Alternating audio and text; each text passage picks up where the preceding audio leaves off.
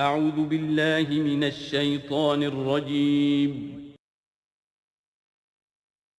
بسم اللہ الرحمن الرحیم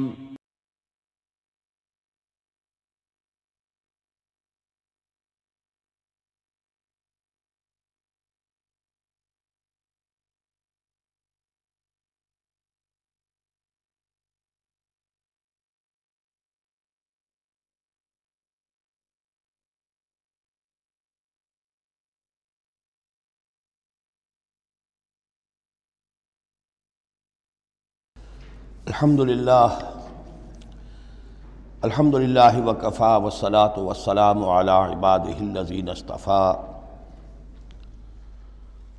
خصوصاً علی افضلہم وخاتم النبیین محمد الامین وعلی آلہ وصحبہ اجمعین اما بعد فقد قال اللہ تبارک وتعالی کما ورد فی سورۃ النساء اعوذ باللہ من الشیطان الرجیم بسم اللہ الرحمن الرحیم یا ایہا الناس اتقوا ربکم الذی خلقکم من نفس واحدۃ وخلق منها زوجها وبث منہما رجالا کثیرا ونساء واتقوا اللہ الذی تساءلون بہ والارحام ان اللہ کان علیکم رقیبا صدق اللہ العظیم رب اشرح لی صدری ویسر لی امری واحلل عقدۃ من لسانی یفقہوا قولی اللہم ربنا الہمنا رشدنا واعذنا من شرور انفسنا اللہم ارنا الحق حقا وارزقنا اتباعہ وارنا الباطل باطلا وارزقنا اجتنابہ اللہم وفقنا لما تحب وترضى اللہم آنس وحشتنا فی قبورنا وارحمنا بالقرآن العظیم اللہم اجعلہ لنا اماما ونورا وہدا ورحمہ اللہم ذکرنا منہ ما نسینا وعلمنا منہ ما جہلنا وارزقنا تلاوتہ آناء اللیل وآناء النہار واجعلہ لنا حجتا یا رب العالمین آمین۔ آج ہم اللہ کا نام لے کر سورہ نساء کا ترجمہ اور مختصر تشریح شروع کر رہے ہیں۔ جیسا کہ میں آپ کو بتا چکا ہوں کہ قرآن مجید میں مکی اور مدنی صورتوں کے جو گروپ ہیں ان میں سے پہلا گروپ 5 صورتوں پر مشتمل ہے۔ مکی صورت صرف سورہ فاتحہ ہے، حجم میں بہت چھوٹی، معنی میں، مفہوم میں، عظمت میں، فضیلت میں بہت بڑی۔ اس کے بعد 4 صورتیں جو ہیں وہ مدنی ہیں، بقرہ، نساء، آل عمران اور مائدہ۔ اور یہ جو 4 صورتیں ہیں یہ دو صورتوں کے 2 جوڑوں کی شکل میں ہیں۔ سورۃ البقرہ، سورۃ آل عمران، یہ الزہراوین، خود حضور نے ان کو ایک نام دیا مشترک، اور ان میں جو مناسبتیں ہیں، مشابہت ہیں، وہ تفصیل کے ساتھ ہمارے ترجمے کے دوران سامنے آتے رہی ہیں۔ نسبت زوجیت کس اعتبار سے ہے، ایک دوسرے کی تکمیل کس پہلو سے کرتی ہیں، یہ بات بھی سامنے آئی۔ اب جو 2 صورتیں ہیں یہ سورۃ النساء اور سورۃ المائدہ، یہ جوڑے کی شکل میں ہیں۔ ان میں ایک تو بڑا کنٹراسٹ نظر یہ آئے گا کہ سابقہ 2 صورتوں میں پہلے حروف مقطعات اور دونوں میں پھر قرآن مجید اور کتب سماویہ کی عظمت کا بیان، جبکہ ان دونوں صورتوں میں کوئی تمہیدی اس طرح کی گفتگو نہیں ہے، براہ راست خطاب ہو رہا ہے۔ البتہ یہ فرق ہے وہ نسبت زوجیت کے اعتبار سے کہ سورہ نساء میں خطاب ہے یا ایھا الناس، اے لوگو، خطاب عام ہے، اور سورۃ المائدہ کا آغاز ہوتا ہے یا ایھا الذین آمنوا، وہاں خاص ہے، انسانوں میں سے جو لوگ ایمان کے دعوے دار ہوں۔ باقی جس طرح سورہ بقرہ اور سورہ آل عمران نصفین میں منقسم ہیں، اس طرح کا معاملہ ان دونوں صورتوں کا نہیں ہے۔ اپنے اسلوب کے اعتبار سے یہ دونوں صورتیں سورہ بقرہ کے نصف ثانی کے مشابہ ہیں، یعنی چند مضامین کی لڑیاں چل رہی ہیں لیکن آپس میں اس طرح بٹی ہوئی ہیں، گتھی ہوئی ہیں رسی کی طرح، کہ وہ نظر آئیں گی کٹواں، ایک لڑی لال ہے، ایک پیلی ہے، ایک ہری ہے، ایک نیلی ہے، لیکن جب آپ ان کو بٹ دیتے ہیں تو ایک طرف سے دیکھیں گے تو وہ کٹا پھٹا رنگ نظر آئے گا، مسلسل لال نہیں نظر آئے گا، مسلسل پیلا، نہ نیلا نہ ہرا۔ کھول دیں گے تو معلوم ہوگا کہ وہ تو واقعتاً ایک علیحدہ لڑی ہے، ایک نیلی ہے، ایک پیلی ہے۔ تو وہاں تو میں نے سورہ بقرہ میں آپ کو بتایا تھا کہ 4 ڈوریاں ہیں، 2 کا تعلق شریعت سے، شریعت میں 2 لڑیاں ہوئیں، ایک عبادات اور ایک معاملات۔ 2 کا تعلق ہے جہاد فی سبیل اللہ سے، ایک جہاد بالمال یعنی انفاق فی سبیل اللہ، اور ایک جہاد بالنفس کی آخری شکل یعنی قتال فی سبیل اللہ۔ یہ چاروں کا تانا بانا سورہ بقرہ کے نصف ثانی میں تھا۔ یہاں سورہ نساء میں بھی آپ دیکھیں گے کہ 3 لڑیاں ہیں یہاں، اور وہ اسی طرح آپس میں گتھی ہوئی ہیں، نظر آئیں گی کٹواں، لیکن اگر آپ ان سب کو علیحدہ علیحدہ کر لیں تو وہ اپنی جگہ پر ایک علیحدہ مضمون بن جائے گا۔ لیکن یہاں پر جو خطاب ہے، ایک لڑی تو وہ ہے کہ جس میں خطاب ہے اہل ایمان سے، اور وہ اسی طریقے سے جیسے سورہ بقرہ میں وہی 4 چیزیں اس میں آئیں گی، قتال، انفاق اور احکام شریعت، عبادات۔ لیکن دوسرا خطاب ہے اس میں اہل کتاب سے، اس میں یہ کہ نصارہ اور یہود دونوں گڈمڈ ہیں، ملے جلے ہیں۔ اب اہل کتاب کا معاملہ ہے، پہلی 2 صورتوں میں علیحدہ علیحدہ مسئلہ چل رہا تھا۔ تیسرے سب سے بڑا حصہ اس سورہ مبارکہ کا وہ ہے جو منافقین سے خطاب پر مشتمل ہے، لیکن وہ اکثر و بیشتر لوگ وہاں بات سمجھ نہیں پاتے، اس لیے کہ وہاں بھی خطاب ہوتا ہے یا ایھا الذین آمنوا سے۔ پورے قرآن میں کہیں یا ایھا الذین نافقوا نہیں آیا، یا ایھا الکافرون بھی ہے، یا ایھا الذین کفروا بھی ہے، یا ایھا الذین آمنوا بھی ہے، یا ایھا الذین نافقوا کہیں نہیں، اس لیے کہ منافق بھی قانوناً تو مسلمان ہی ہوتے تھے۔ تو اصل میں یہ بڑی گہری نظر کی ضرورت ہے کہ یہ پہچانا جائے کہ یہاں یا ایھا الذین آمنوا مومنین صادقین کی طرف روح سخن ہے یا منافقین کی طرف ہے۔ اگر یہ فرق نہ کیا جائے تو بڑی غلط فہمی ہو جاتی ہے بعض مقامات پر، مثلا سورہ توبہ کے بعض مقامات ہیں، یا ایھا الذین آمنوا ما لکم اذا قیل لکم انفروا فی سبیل اللہ ثاقلتم الی الارض۔ اہل ایمان تمہیں کیا ہو گیا جب تمہیں کہا جاتا ہے اللہ کی راہ میں نکلو تو تم بوجھل ہو جاتے ہو، زمین میں دھنسے جاتے ہو۔ تو اس سے ایک عام سوء ظن پیدا ہو سکتا ہے کہ شاید یہ عام مسلمانوں کا مسئلہ تھا، یہ عام مسلمانوں کا مسئلہ نہیں تھا، یہ منافقین کا مسئلہ تھا۔ روح سخن وہاں منافقین کی طرف ہے، مومنین صادقین تو ہر وقت اس کے لیے آمادہ رہتے تھے کھلے دل کے ساتھ، کہ واپس نہیں پھیرا کوئی فرمان جنوں کا، تنہا نہیں لوٹی کبھی آواز جرس کی، وہ تو تیار ہر وقت۔ تو اصل میں یہ دیکھنا ہوتا ہے کہ کس آیت میں رخ کس کی طرف ہے۔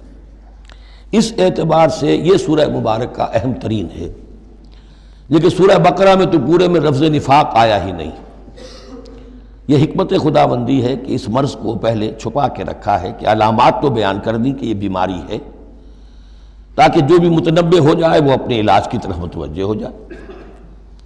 لیکن یہ کہ جو لوگ نہیں متوجہ ہوئے، معلوم ہوا کہ اب ان کو تھوڑا سا نمایاں کرنا ضروری ہے، بات قریاں کر کے کرنی پڑے گی۔ تو سورہ آل عمران میں 1-2 جگہ نفاق کا لفظ آ گیا، لیکن یہاں اب جو سب سے بڑا مضمون ہے سورہ بقرہ میں وہ منافقین کا ہے۔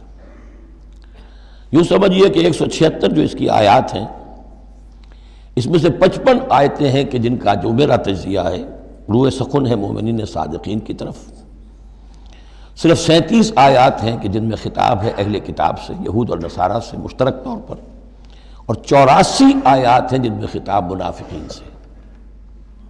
لیکن وہی بات جو میں نے عرض کی کہ جہاں بھی ان سے بات ہوگی یا ایھا الذین آمنوا کے حوالے سے ہوگی، اس لیے کہ ایمان کے دعوے دار تو وہ بھی تھے۔ منافق تو وہی ہوتا ہے کہ جو دعویٰ کرتا ہے ایمان کا، چاہے وہ شعوری طور پر منافق ہو چاہے غیر شعوری طور پر منافق ہو، لیکن یہ کہ دعویٰ ایمان تو اس میں موجود ہوگا۔ سورہ نساء اور سورہ مائدہ کے مابین ایک فرق نوٹ کر لیجئے۔ انسانی تمدن میں سب سے بنیادی چیز جو ہے وہ ہے معاشرہ، اور معاشرے میں عورت اور مرد کا تعلق، اور نمبر 2 جو معاشرے میں کچھ کمزور طبقات ہوتے ہیں ان کے لحاظ کا خیال، ان کے حقوق کا لحاظ کرنا۔ یہ مضمون آپ کو ملے گا سورہ نساء میں۔ آئلی قوانین تفصیل سے آ چکے سورہ بقرہ میں، جو رشتہ جڑتا ہے ایک مرد و ایک عورت کے مابین ازدواج کا، جس سے کہ پھر خاندان وجود میں آتا ہے، تو وہ جو سب سے بنیادی یونٹ ہے معاشرے کا، اس کی جڑ بنیاد کا تو سارا تفصیل سے معاملہ آ چکا ہے سورہ بقرہ میں۔ سورہ آل عمران اس اعتبار سے منفرد ہے کہ اس میں شریعت کے احکام نہیں ہیں سوائے اس ایک حکم کے جو سود کے بارے میں آیا ہے، لا تاکلوا الربا اضعافا مضاعفا، کوئی اور احکام شریعت جو ہے اس میں نہیں۔ لیکن یہاں اب آپ کو جو تمدن کی معاشرتی سطح کے اوپر خاص طور پر جو دبے ہوئے پسے ہوئے طبقات تھے اس معاشرے میں، ان کی ایمینسیپیشن، ان کو اوپر اٹھانا، ان کے حقوق کی طرف متوجہ کرنا، یہ آپ کو نظر آئے گا۔ پھر اس معاشرے کے اندر سیکس کا معاملہ، اگر سیکشول انارکی ہو تو تباہی پھیل جائے گی، تو اس میں ابتدائی اقدامات جو ہیں وہ اس صورت کے اندر آئے ہیں۔ سیکس ڈسپلن کیسے امپوز کرنا ہے مسلمانوں تمہیں اپنے معاشرے کے اندر، بے راہ روی سے کیسے ڈیل کرنا ہے۔ تو اس طریقے سے تمدن کی جو بنیادی جو منزل ہے اس پر گفتگو ہو رہی ہے۔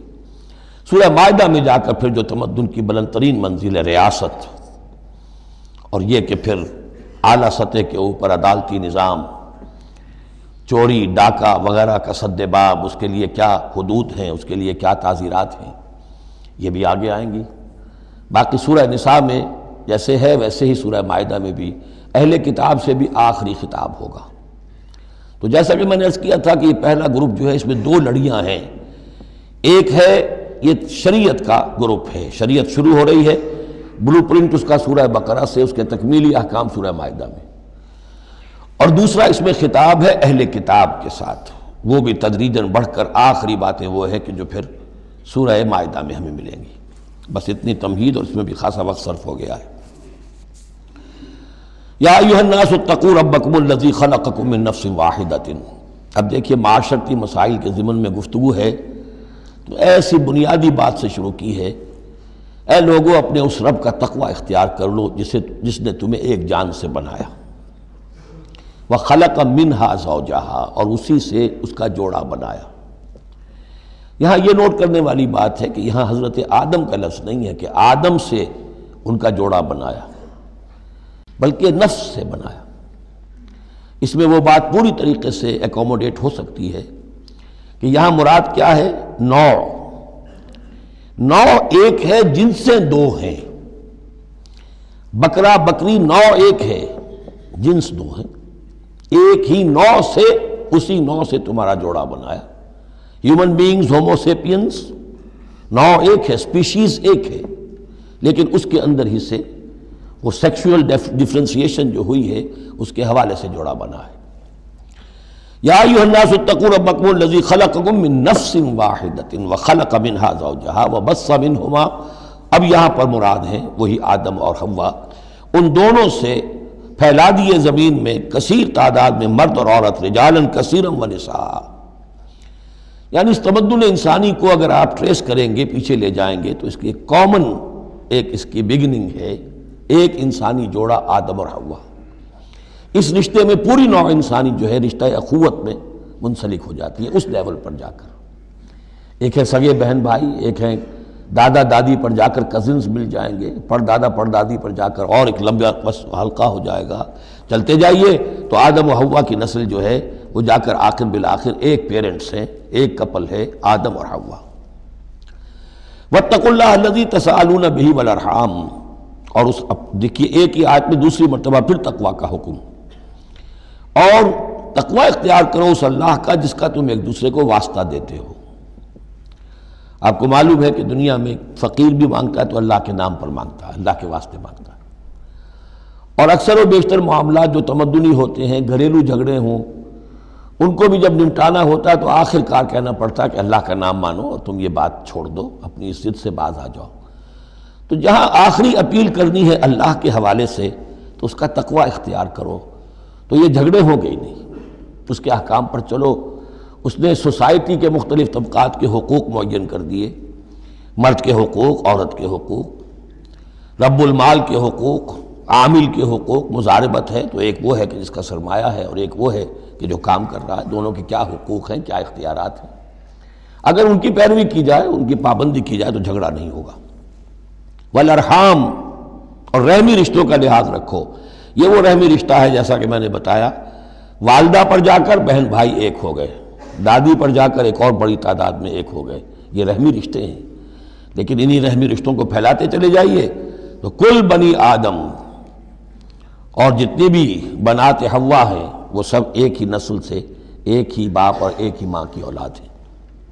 ان اللہ کان علیکم رقیبا، یقیناً اللہ تعالیٰ تم پر نگران ہے۔ یہ تقویٰ کی روح ہے۔ اگر یہ خیال رہے کہ میں کسی کی نگاہ میں ہوں، کوئی مجھے دیکھ رہا ہے، میرا ہر عمل اس کی نگاہ میں ہے، چھپا ہوا نہیں ہے، چاہے میں نے سب دروازے بند کر دیے، کھڑکیاں بند کر دیں اور پردے لگا دیے، سب کچھ ہو گیا، لیکن ایک آنکھ سے میں نہیں چھپ سکتا۔ ان اللہ کان علیکم رقیبا، اگر یہ مستحضر رہے تو پھر تقویٰ ہوگا، پھر اللہ کے حکم کی پابندی کی جائے گی۔ اب دیکھیے یہ حکمت نبوت ہے صلی اللہ علیہ وسلم، اس آیت کو حضور نے خطبہ نکاح میں شامل کیا، کیونکہ نکاح کا موقع کیا ہوتا ہے کہ ایک مرد ایک عورت کے درمیان پھر وہی رشتہ ازدواج قائم ہو رہا ہے، آدم کا ایک بیٹا، حوا کی ایک بیٹی، پھر اسی رشتے میں منسلک ہو رہے ہیں جس میں کہ آدم اور حوا تھے، جس طرح ان سے نسل پھیلی ہے اب ان سے آگے نسل بڑھے گی۔ لیکن یہ کہ اس پورے معاشرتی معاملے میں، خاندانی معاملات میں، عائلی معاملات میں، جیسے سورہ بقرہ میں ہم نے دیکھا کتنی مرتبہ واتقوا اللہ واتقوا اللہ واتقوا اللہ، تقویٰ نہیں ہوگا تو پھر خالی قانون جو ہے اس کے اندر وہ تاثیر نہیں ہوا کرتی۔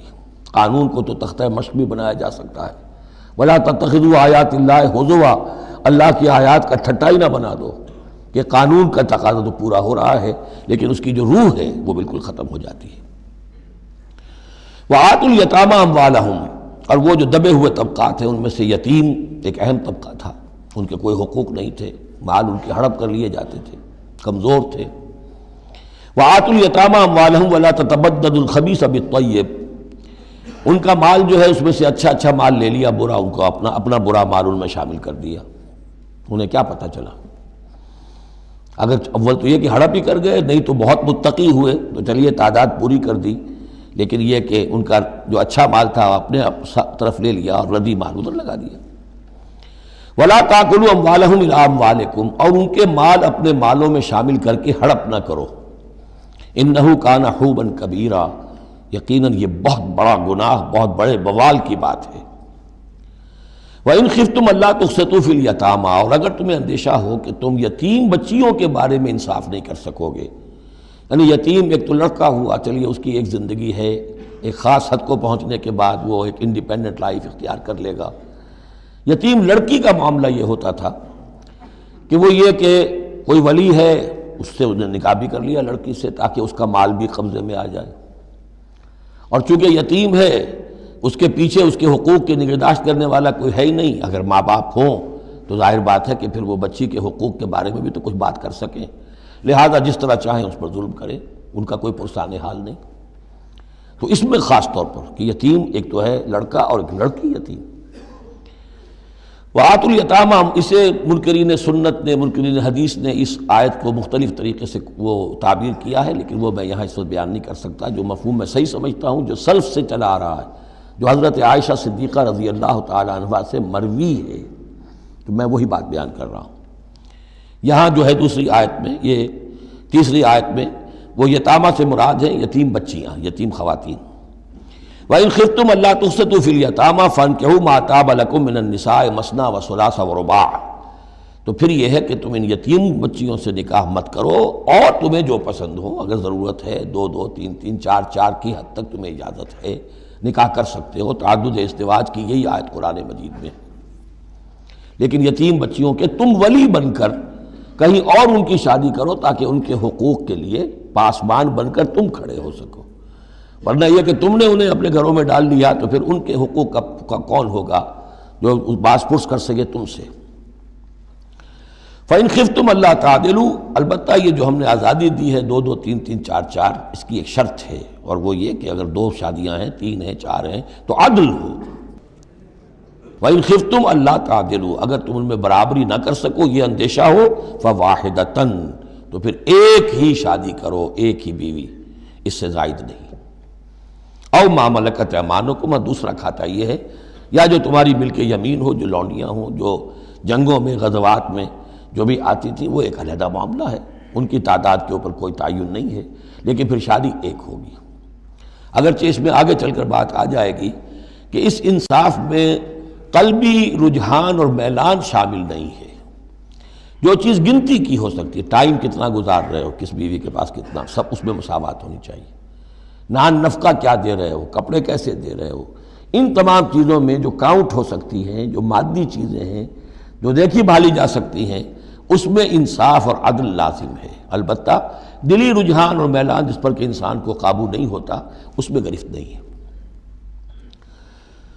ذالک ادنیٰ اللہ تعولوا، یہ اس سے قریب تر ہے کہ تم ایک ہی طرف کو نہ جھک پڑو، کہ ایک ہی بس بیوی کی طرف سارا میلان ہے، رجحان ہے۔ اور جیسا کہ آگے آئے گا کہ دوسری جو ہے یا دوسری جو ہیں وہ معلق ہو کر رہ گئی ہیں کہ نہ وہ شوہروں والی ہیں اور نہ وہ آزاد ہیں کہ کہیں اور نکاح کریں۔ وَآتُوا النِّسَاءَ صَدُقَاتِهِنَّ نِحْلًا، اور عورتوں کو ان کے مہر خوش دلی کے ساتھ دیا کرو، مجھ کو تاوان سمجھ کے نہ دیا کرو۔ یہ صدقات جو ہے صداق کی جمع ہے، اور صدقے کی جمع ہے صداقات۔ دال پر زبر ہو تو صدقے کی جمع، اور دال پر پیش ہے صدقات تو یہ صداق کی جمع ہے۔ فَإِن تِبْنَ لَكُمْ عَنْ شَيْءٍ مِّنْهُ نَفْسًا، پھر اگر وہ خود اپنی مرضی سے، اپنی رضامندی سے اس میں سے کوئی چیز تمہیں دے دیں، تم نے مہر جو انہیں دیا تھا وہ تم نے ادا کر دیا، اب وہ تمہیں کوئی ہبہ کر رہی ہیں، تمہیں اس میں سے کوئی چیز جو ہے ہدیہ کر رہی ہیں، تحفہ دے رہی ہیں، تو کوئی حرج نہیں۔ فَكُلُوهُ هَنِيًّا مَرِيًّا، تو تم اسے استعمال میں لاؤ، کھاؤ لچتا پچتا، اس میں کوئی حرج نہیں ہے۔ لیکن یہ ہے کہ وہ ہو ان کی مرضی سے، زبردستی نہیں، جبر کر کے نہ لے لیا جائے۔ فَإِن تِبْنَ لَكُمْ عَنْ شَيْءٍ مِّنْهُ نَفْسًا، بالکل اپنی مرضی سے۔ وَلَا تُؤْتُوا السُّفَهَاءَ أَمْوَالَكُمُ الَّتِي جَعَلَ اللَّهُ لَكُمْ قِيَامًا وَارْزُقُوهُمْ فِيهَا وَاكْسُوهُمْ وَقُولُوا لَهُمْ قَوْلًا مَّعْرُوفًا۔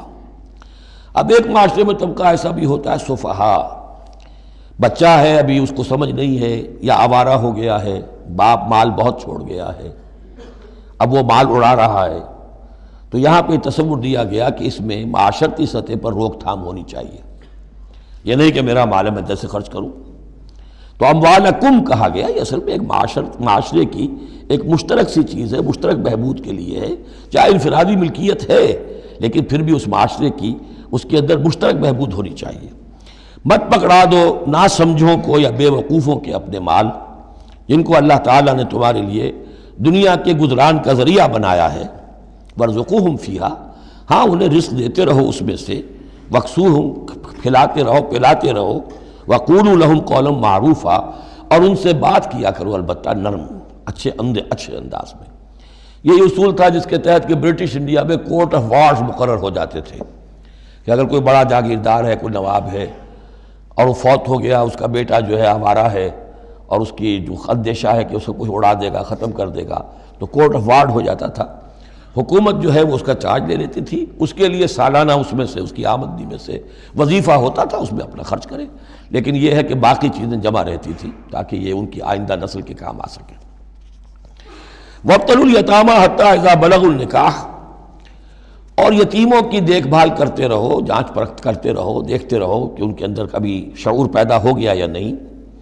فَإِنْ آنَسْتُم مِّنْهُمْ رُشْدًا، تو جب تم دیکھو ان میں کہ اب یہ باشعور ہو گئے ہیں، سمجھدار ہو گئے ہیں، فَادْفَعُوا إِلَيْهِمْ أَمْوَالَهُمْ، تو ان کے اموال ان کے حوالے کر دو۔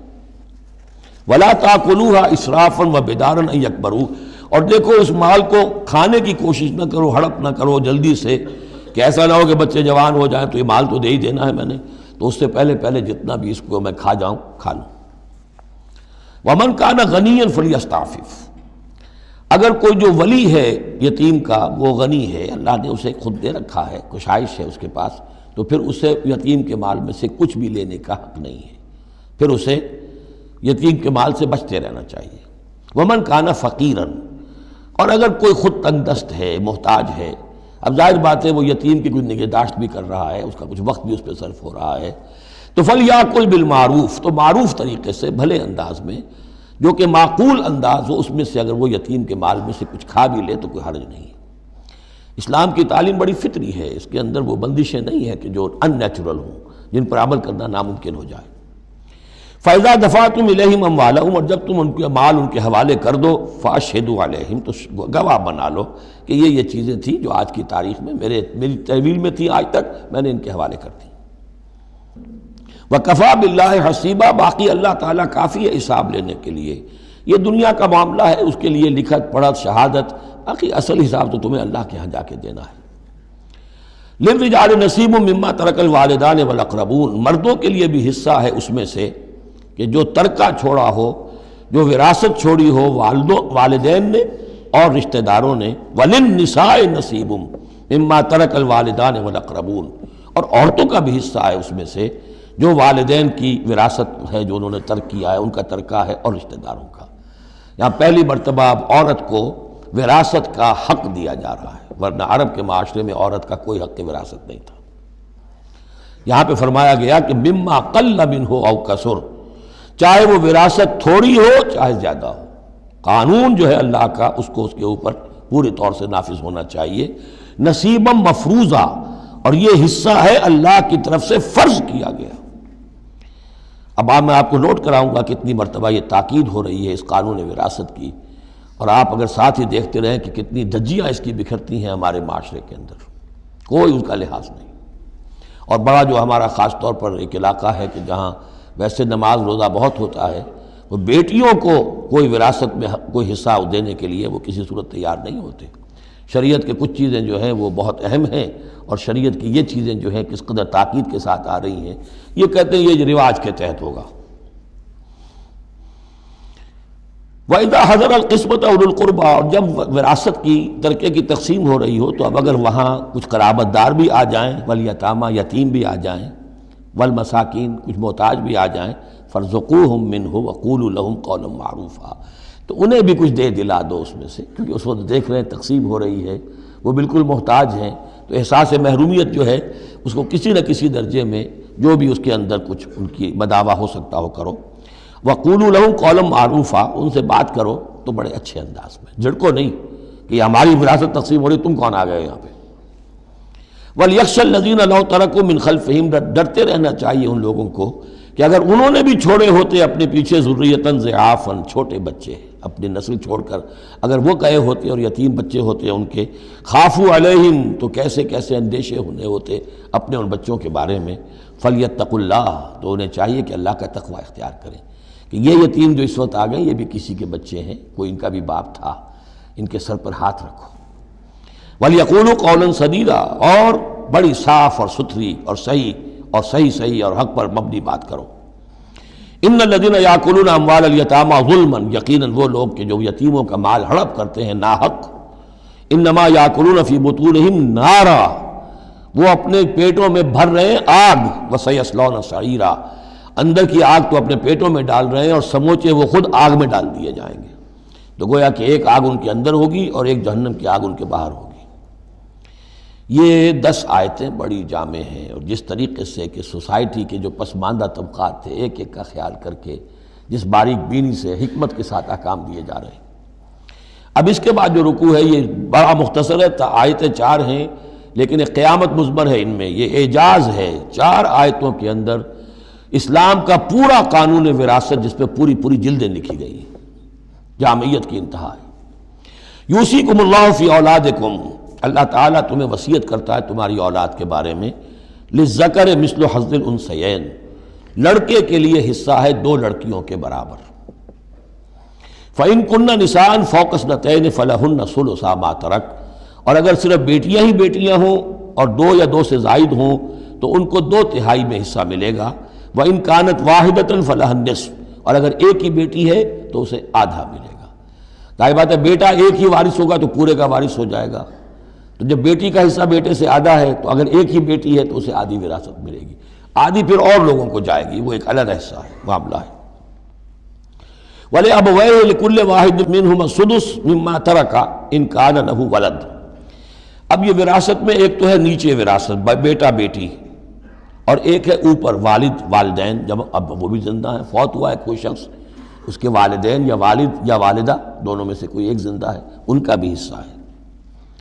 وَلِأَبْوَيْهِ لِكُلِّ وَاحِدٍ مِّنْهُمَا، اس کے والدین کے لیے ہر ایک کے لیے ان میں سے چھٹا حصہ ہے اس کے ترکے میں سے، مما ترک ان کان لہو ولد، اگر اس کے اولاد ہے. ایک شخص لاولد مر گیا ہے تو اور بات ہوگی، اولاد ہے تو چھٹا یعنی 1/3 حصہ والدین کو چلا گیا، 2/3 جو ہے اولاد میں تقسیم ہوگا.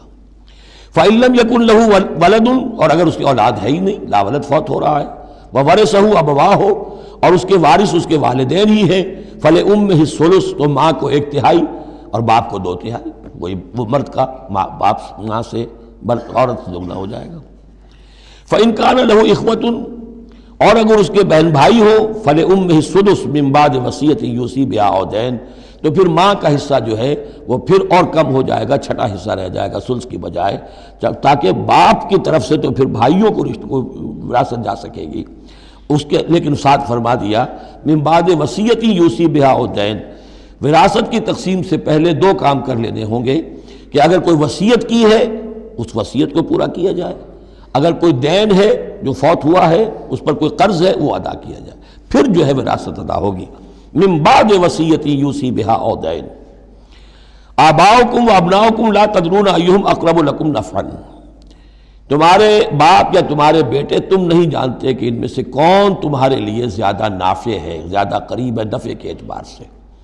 فریضۃ من اللہ، یہ تم اپنی عقلوں کو چھوڑو، اللہ کی طرف سے یہ فرض ہے، فریضۃ من اللہ، یعنی آدمی سمجھے میرے بوڑھے والدین ہیں، خام خواہ ان کے لیے حصہ کائے کو رکھ دیا ہے، کھا پی چکے، زندگی گزار چکے، وراثت تو ملنی چاہیے اولاد کو، بیٹا بیٹی کو، نہیں، اللہ کا حکم مانو۔ آباؤکم و ابناؤکم لا تدرون ایہم اقرب لکم نفعا فریضۃ من اللہ ان اللہ کان علیما حکیما، یقیناً اللہ تعالیٰ علیم اور حکیم ہے، اس کا کوئی حکم علم اور حکمت سے خالی نہیں۔ وَلَكُمْ نِصْفُ مَا تَرَكَ أَزْوَاجُكُمْ إِن لَّمْ يَكُن لَّهُنَّ وَلَدٌ، اور تمہارا حصہ تمہاری بیویوں کے ترکے میں سے آدھا ہے اگر ان کے کوئی اولاد نہ ہو، بیوی فوت ہو رہی ہے اور اس کے کوئی اولاد نہیں ہے تو جو کچھ چھوڑ رہی ہے اس میں سے نصف جو ہے شوہر کا ہو جائے گا، باقی نصف جو ہے وہ بیوی کے بھائیوں وغیرہ کو جائے گا، لیکن شوہر کا نصف ہو گیا۔ فَإِن كَانَ لَهُنَّ وَلَدٌ، اور اگر اس کی اولاد ہے، فَلَكُمُ الرُّبُعُ مِمَّا تَرَكْنَا، پھر تمہارے لیے 1/4 حصہ ہوگا اس میں یہ جو اس نے چھوڑا ہے، باقی 3/4 اس کی اولاد میں تقسیم ہو جائے گا۔ مِن بَعْدِ وَصِيَّةٍ يُوصِينَ بِهَا أَوْ دَيْنٍ، اور یہ بھی ہوگا وصیت کی ایگزیکیوشن کے بعد، اور اگر کوئی قرض ہے تو اس کی ادائیگی کے بعد۔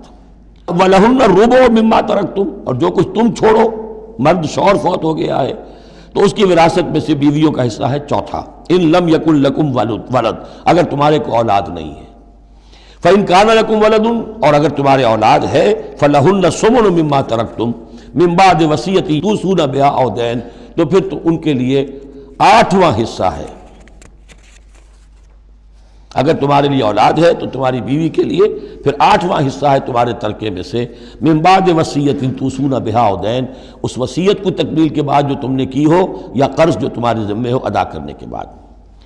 وَإِن كَانَ رَجُلٌ يُورَثُ كَلَالَةً، اور اگر کوئی شخص جس کی وراثت جو ہے تقسیم ہو رہی ہے کلالہ تھا، او امراتن، یا کوئی عورت بھی کلالہ ہو سکتی ہے۔ یہ کلالہ کون ہوتی ہے؟ جس کے نہ تو والدین ہو نہ اولاد ہو، میت ہے، فوت شدہ مرد ہے یا عورت ہے، تو جو نہ تو ہے اوپر والدین میں سے کوئی اور نہ کوئی اولاد میں سے، وہ اس کو کلالہ کہتے ہیں۔ بہن بھائی ہیں، اب بہن بھائیوں میں جو تقسیم ہوگی وہ ایک تقسیم تو وہی ہے کہ جو حقیقی اور عینی اور اللاتی بہن بھائیوں میں ہوتی ہے، وہ تو ہے اسی طرح جیسے کہ اولاد کی ہے، لیکن یہاں خاص حکم دیا جا رہا ہے۔ عربوں میں اصل میں 3 قسم کے بہن بھائی ہوتے تھے۔ ایک عینی وہ ہے، باپ بھی وہی ہے مشترک، ماں بھی وہی ہے، جنہیں ہم حقیقی کہتے ہیں، ہمارے ہاں حقیقی بھائی حقیقی بہن، یعنی والدین دونوں مشترک ہیں۔ اللاتی کہ باپ ایک ہے اور مائیں جدا ہیں، لیکن عرب میں ان میں کوئی فرق نہیں تھا، وہ بھی حقیقی کہلاتے تھے۔ حکم جو ہے معاشرے کے اندر ان کے عینی اور اللاتی بہن بھائیوں کا ایک ہی تھا، کوئی فرق نہیں تھا۔ ان کے ہاں سوتیلا وہ کہلاتا تھا کہ ماں ایک ہو باپ اور ہو۔ ایک شخص کی اولاد تھی، وہ فوت ہو گیا، اب اس کی بیوی نے دوسری شادی کر لی ہے، اب اس سے بھی اولاد ہے، تو ماں تو ایک ہے، اولاد 2 ہیں، 2 باپ سے ہیں، وہ کہلاتے ہیں کہ جو اخیافی ہیں۔ ان کا حکم دے رہا ہے کہ اگر کوئی شخص مرا ہے وہ کلالہ ہے، چاہے وہ مرد ہے یا عورت ہے، وَلَهُ أَخٌ أَوْ أُخْتٌ، اس کی ایک بہن ہے یا ایک بھائی ہے، فَلِكُلِّ وَاحِدٍ مِّنْهُمَا السُّدُسُ، تو ان میں سے ہر ایک کے لیے 6واں حصہ ہے۔ فَإِن كَانُوا أَكْثَرَ مِن ذَلِكَ، اور اگر وہ اس سے زیادہ ہیں، فَهُمْ شُرَكَاءُ فِي الثُّلُثِ، پھر وہ 1/3 میں حصے دار رہیں گے، من بعد وصیت یوصی بہا او دین، یہی 2 شرطیں پھر ہیں، اس وصیت کو ایگزیکیوٹ کرنے کے بعد جو کی گئی ہو یا قرض کی ادائیگی کے بعد، غیر مضار، اور یہ سارا کام ایسے ہونا چاہیے کہ کسی کو ضرر پہنچانے کی نیت نہ ہو۔ وصیۃ من اللہ، یہ اللہ کی طرف سے تاکید ہے، واللہ علیم حلیم، اللہ تعالیٰ سب کچھ جاننے والا، کمال حلم والا ہے۔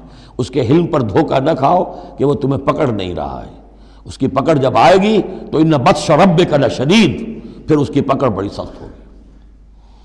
تلک حدود اللہ، یہ اللہ کے حدود ہیں۔ ومن یطع اللہ ورسولہ یدخلہ جنات تجری من تحتہا الانہار، جو اللہ اور اس کے رسول کی اطاعت کرے گا وہ داخل کرے گا انہیں ان باغات میں جن کے دامن میں ندیاں بہتی ہوں گی، خالدین فیہا، جس میں وہ ہمیشہ ہمیشہ رہیں گے، وذالک الفوز العظیم، اور یقیناً یہ بہت بڑی کامیابی ہے۔ ومن یعص اللہ ورسولہ ویتعدی حدودہ، اور جو کوئی نافرمانی کرے اللہ اور اس کے رسول کی اور تجاوز کرے اس کی حدود سے، یدخلہ نارا خالدا فیہا، اس کو وہ داخل کرے گا آگ میں جس میں وہ ہمیشہ ہمیشہ رہیں گے، وَلَهُ عذاب مہین، اور ان کے لیے عذاب مہین ہوگا، اہانت آمیز عذاب۔ اب جو میں نے عرض کیا تھا سیکس ڈسپلن، اسلامی معاشرے کی اب تطہیر شروع ہو رہی ہے۔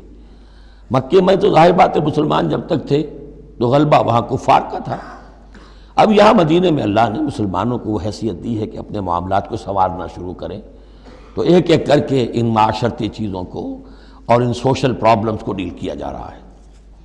اب اگر کوئی سیکشول انارکی ہے، کوئی بدکاری معاشرے میں ہے، کیا کیا جائے، کیسے روک تھام ہو، اس کے ابتدائی احکام یہ آ رہے ہیں۔ اس کے تکمیلی احکام جو ہیں وہ سورہ نور میں آئیں گے چل کر، یہ تدریجاً، یہ سورہ نساء، پھر ہے سورہ نور، احزاب، پھر ہے سورہ نور، اور پھر ہے سورہ مائدہ۔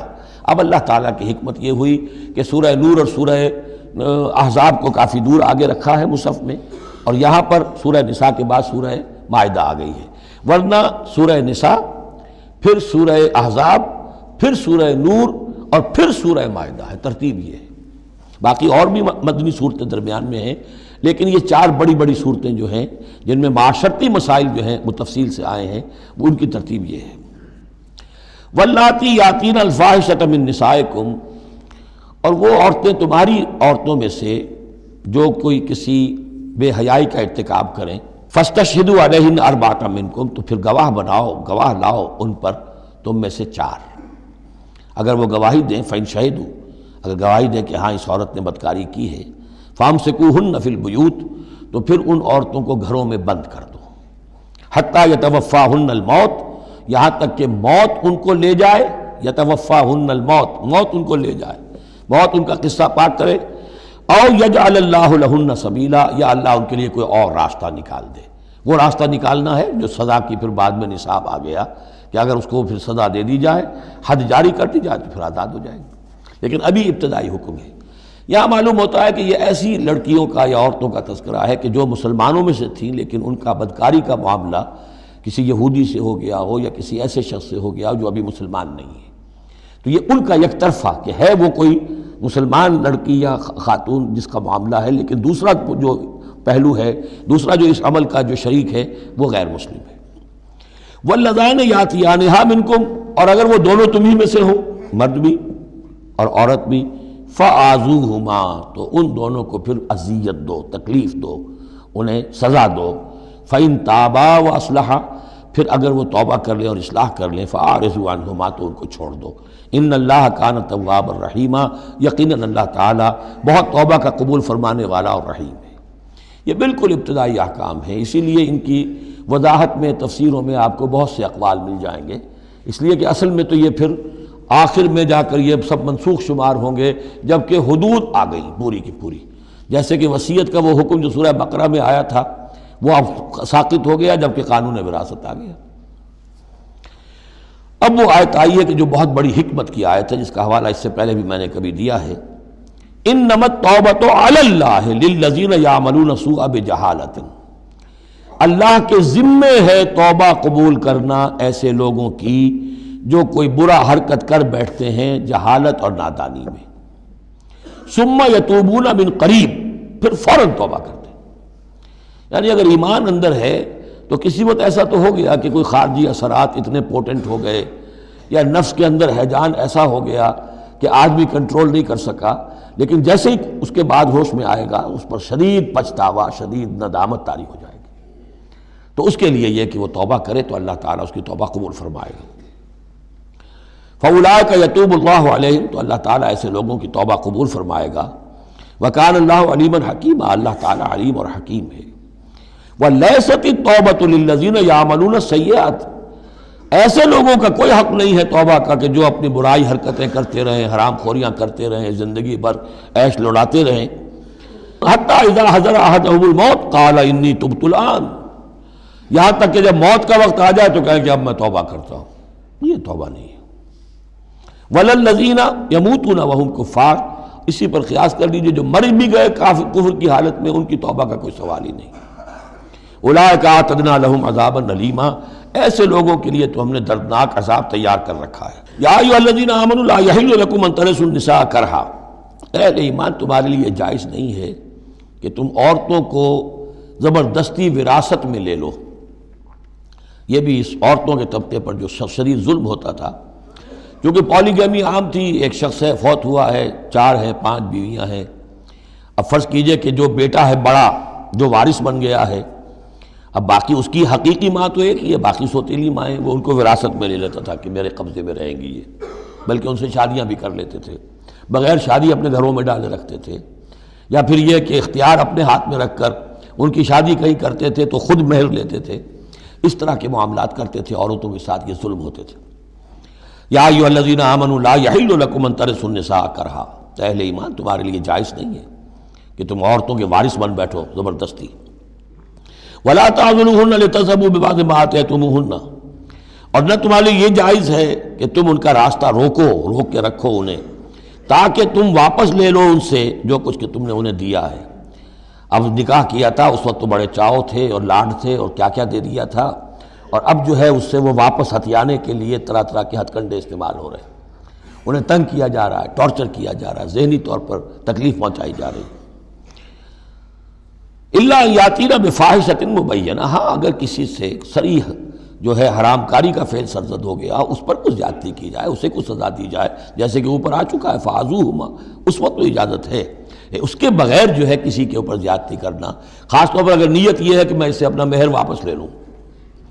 وعاشروہن بالمعروف، دیکھو عورتوں کے ساتھ معاشرت اختیار کرو، رہو سہو معروف طریقے پر، بھلے طریقے پر، اچھے طریقے پر، نیکی اور راستی کے ساتھ۔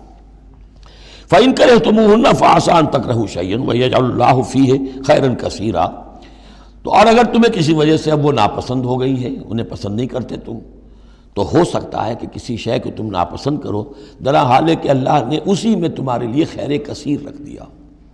پتہ نہیں ایک عورت جو ہے کسی ایک اعتبار سے آپ کے دل سے اتر گئی ہے، طبیعت کا میلان نہیں رہا ہے، اس میں اور کون کون سی خوبیاں ہیں، کس اعتبار سے آپ کے لیے وہ خیر کا ذریعہ بنتی ہے، تو اللہ کے حوالے کرو اس معاملے کو، لیکن ان کے ساتھ رکھو معاشرت صحیح، ان کے حقوق ادا کرتے ہوئے۔ ہاں اگر معاملہ ایسا ہو گیا ہے کہ ساتھ رہنا ممکن نہیں ہے تو طلاق کا راستہ کھلا ہے، شریعت اسلامی نے اس میں کوئی تنگی نہیں رکھی ہے، یہ کرسچینٹی کی طرح کا کوئی غیر معقول نظام نہیں ہے کہ طلاق ہو ہی نہیں سکتی، وہاں یہ ہے کہ طلاق کا راستہ کھلا ہے۔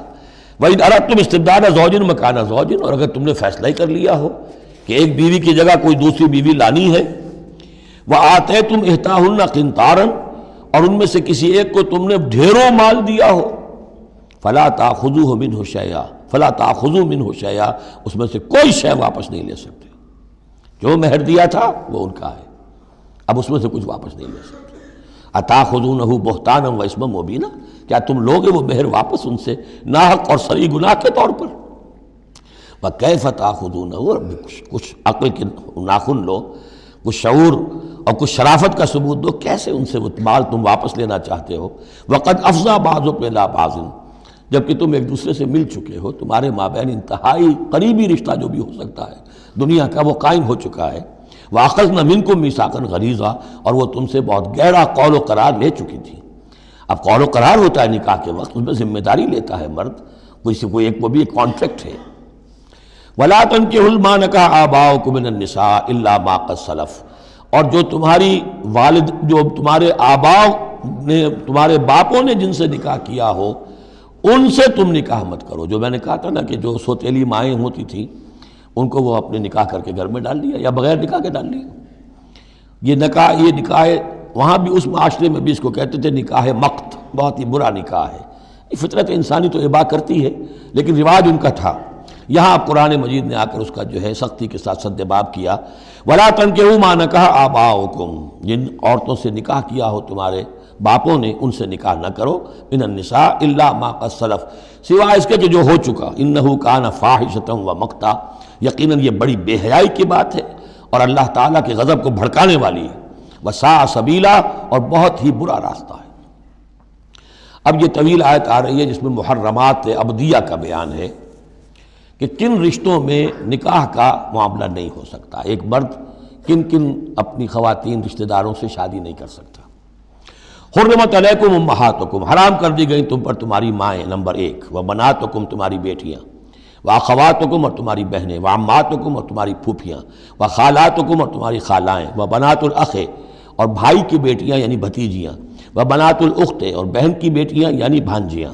وامہاتکم اللاتی ارضعنکم، اور تمہاری وہ مائیں جنہوں نے تمہیں دودھ پلایا ہے.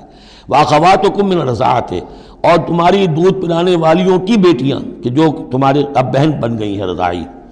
وامہات نسائکم، اور تمہاری بیویوں کی مائیں یعنی ساس جن کو ہم کہتے ہیں خوش دامن. وربائکم اللاتی فی حجورکم، اور اگر وہ کہ جو ربیبہ ہوں جو تمہارے ہاں پلی بڑھی ہوں.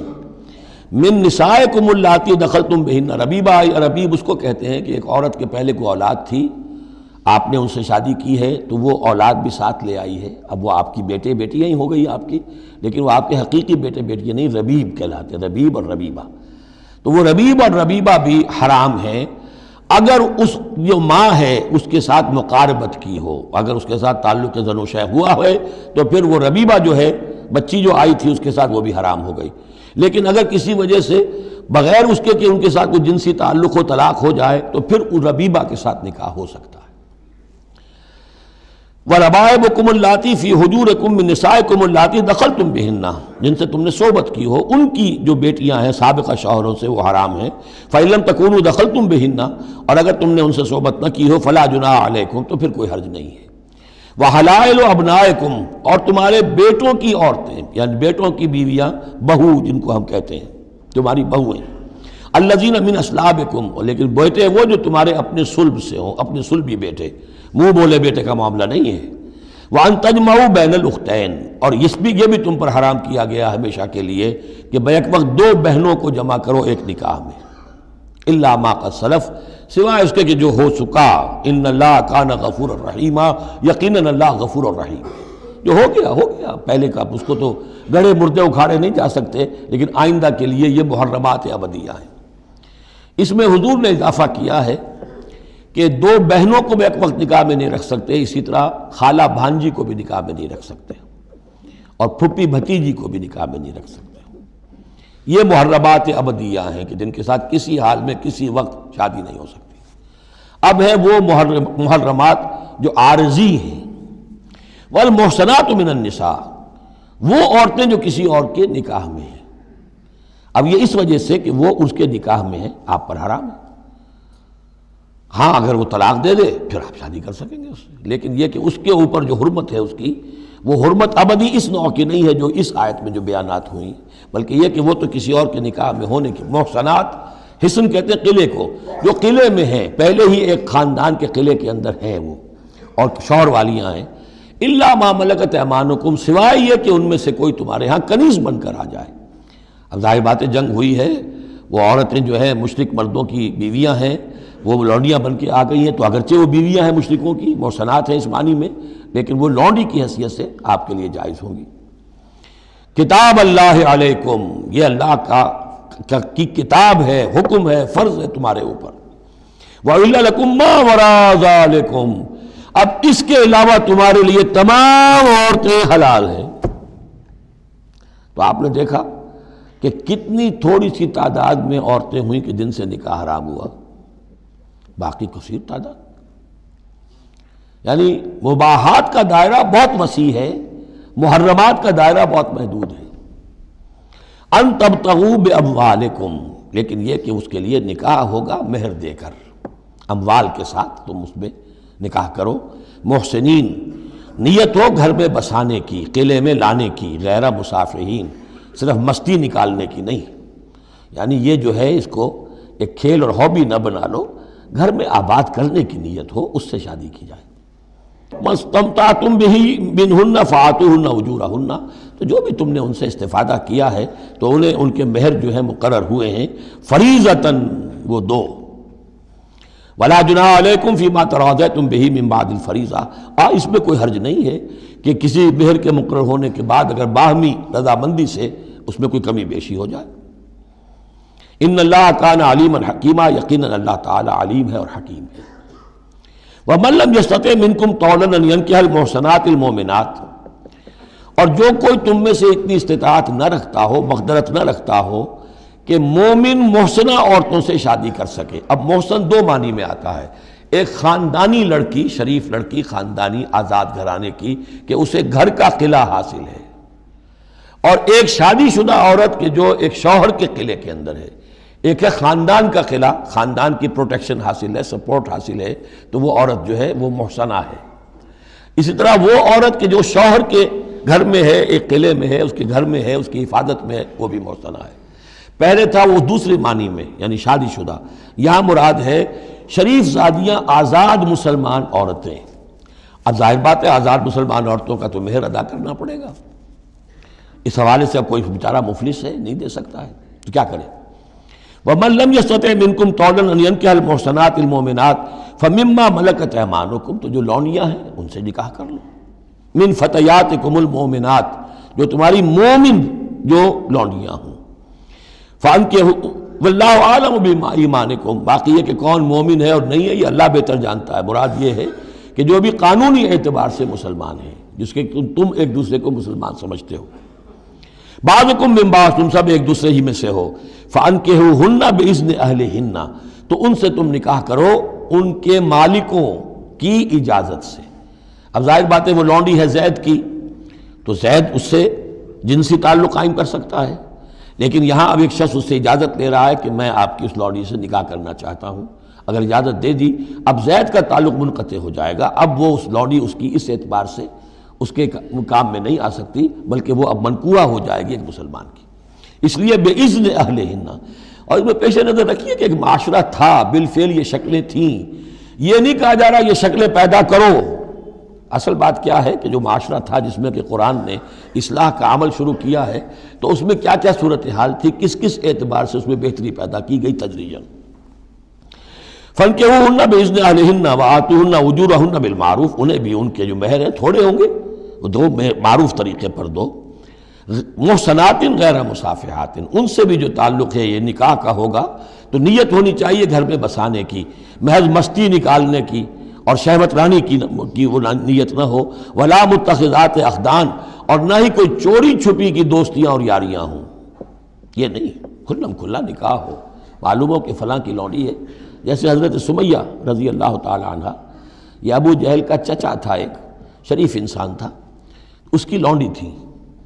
پھر جب یہ یاسر آئے ہیں یمن سے اور آباد ہوئے مکے میں، تو انہوں نے اس کے ابو جہل کے چچا سے اجازت لے کر اور ان کی لونڈی سمیہ سے شادی کی ہے۔ ان سے پھر حضرت عمار ہوئے، عمار ابن یاسر اور عمار کی والدہ سمیہ رضی اللہ تعالی عنہم، یہ تین کا ایک کنبہ تھا۔